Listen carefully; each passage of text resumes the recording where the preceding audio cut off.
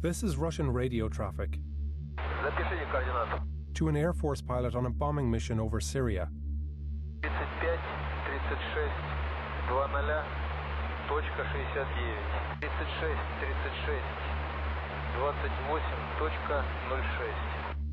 But these coordinates aren't for a military target. They point to this underground hospital. Moments later, the pilot bombs it.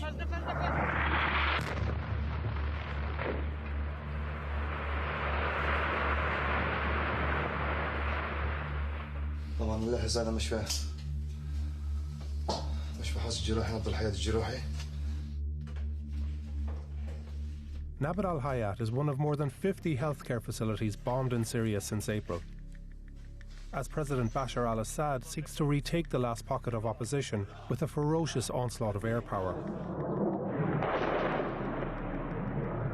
Observers have long suspected that Russia bombs hospitals, but no one has been able to prove it. Until now.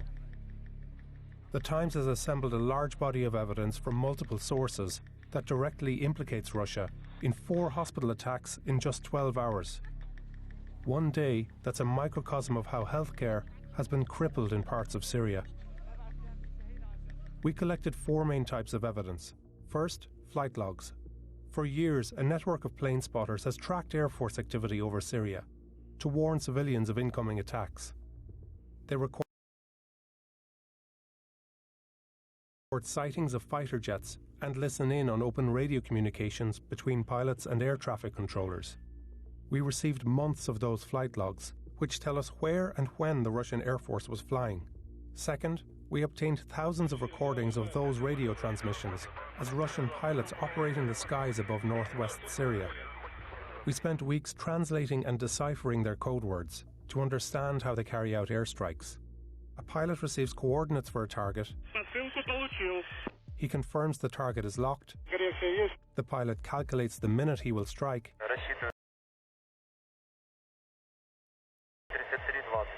The dispatcher gives the green light. And the pilot reports back, saying, "Srabotal, I worked it." This gives us the clearest picture yet of how and when Russia bombed targets. Third, we analysed hours of videos of these strikes, which gave us clues about the type of weapons used. We reviewed that footage with experts on the Russian Air Force. And fourth, we established the time these attacks happened by interviewing medics, obtaining incident reports, and examining social media postings. The times of the attacks matched up with sightings of Russian planes and recordings of pilots carrying out strikes. Our detailed findings show how Russia repeatedly violated one of the oldest laws of war. We'll walk through those attacks on May 5th to show how the evidence stacks up. Let's start with Nabad al-Hayat, where local journalists were warned it could be bombed and filmed the attack. First, the strike time. An incident report said it was hit around 2:40 p.m. Second, flight logs. Spotters in the area reported a Russian jet flying overhead just minutes before the attack. Third, radio recordings. The Russian pilot and air traffic controller are heard preparing the attack minutes before 2:40 p.m. Those coordinates point directly at the underground hospital. And at 2:40, the pilot confirms the strike.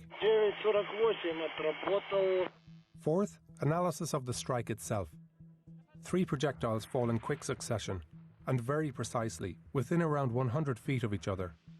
They also appear to explode after a slight delay once they penetrate the ground. Military experts told us these are the hallmarks of a precision strike, something the Syrian Air Force is not currently capable of, only the Russians. Luckily, the hospital was empty because days before, staff had received warnings from plane spotters of possible attacks. It had in the past treated hundreds of patients every month, but it remains out of service today. Around 3 miles away, doctors in Kafr Nabil were treating patients that afternoon, when this single hospital was hit 4 times in 18 minutes. We spoke to one of its doctors. أول غارة 5:30 مساء. 4 غارات بفارق 5 دقائق بين كل غارة والتاني. Again, the evidence from 5:30 p.m. points to Russia. Spotters reported both Russian and Syrian jets flying overhead. Next, radio messages record a Russian pilot making 4 strikes at that very time. At 5:30 p.m. the pilot says, at 5:35 p.m, 5:40 p.m, and 5:48 p.m. 4 strikes in all, each around 5 minutes apart, at the exact time witnesses reported the attack. And last, the weapon. 3 precision strikes hit the hospital's entrance. Experts told us it's highly unlikely Syrian jets could do this. Because the hospital was dug deep underground, only 1 person was killed in the attack, though many were injured. يعني صابنا الزعر، يعني خوف شديد جدا من شدة الانفجار. صار داخل مشفى الغبار، ما بقى فينا نحسن نتنفس. The bombing didn't stop there. Kafr Zita Cave Hospital was hit at 3:15 p.m. The hospital director reported it in a WhatsApp message to a colleague that day. الساعة 3:15 سوخوي 35 ضربة فراغي. حاليا وانا عم حكيك المشفى عم يستهدف حاليا. Again, flight logs record a Russian jet near Kafr Zita around that time. And at 3:15, a Russian pilot confirms a strike. That night, Al Amal Orthopedic Hospital was hit.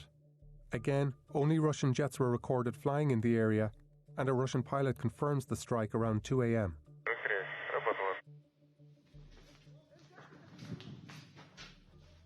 Healthcare facilities have been attacked more than 600 times in the course of Syria's war.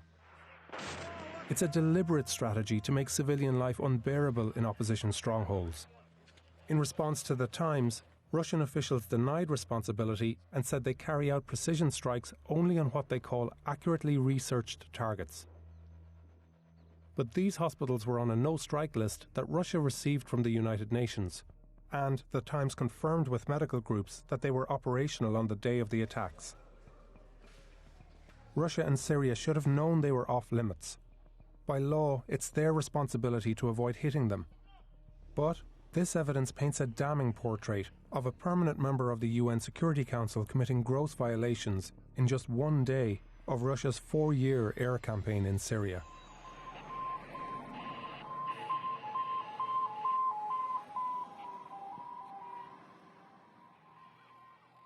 Hey, this is Maliki and I lead the team who worked on this video. We spent thousands of hours putting this investigation together, and we knew we had important new details to share when we got audio recordings of a Russian pilot receiving the coordinates for a hospital and then bombing it. The source of the audio asked to remain anonymous for their safety, but the evidence they provided was irrefutable. We do this work to find the truth and hold people in power to account. Thank you for watching.